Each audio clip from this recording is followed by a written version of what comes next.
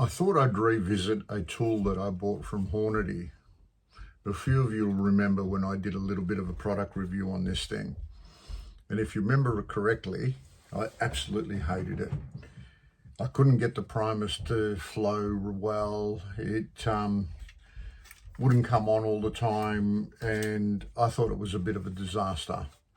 Well, I have had a fair bit of time to play with it and practice with it and try to modify it, and the end result is that it's still rubbish. It's absolutely one of the worst things that I've ever bought. But I have managed to turn something bad into something not bad. Let me show you how.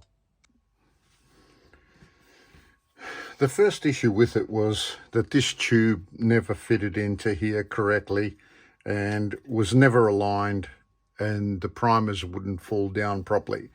So I fixed that by just putting one layer or layer and a half of tape on it.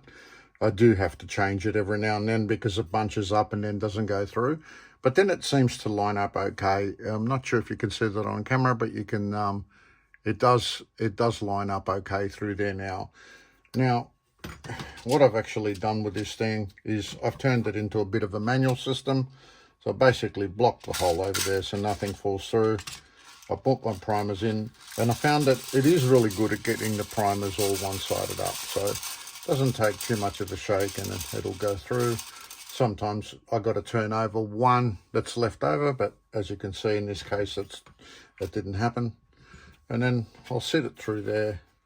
I'll put my little cover on, if I can line it up. And then I just tilt it to one side and I give it a bit of a shake. And as you can see, the primers are going into the tube quite well. Sometimes you just got to go backwards and forwards, but as you can get the gist of it, the primers are actually going in there nicely. Now, I always get a couple caught up here. I'll just get those last ones in, but then I just slide the plastic a little bit and get them down to the bottom, and then you'll find that the last through will go in. Bit of a tap there, and there you go, primer tube filled. So I've turned something bad into something good, and I still get to use it, and it's quite fast. You get used to it. So my advice is throw the gun thing away and just do it manually.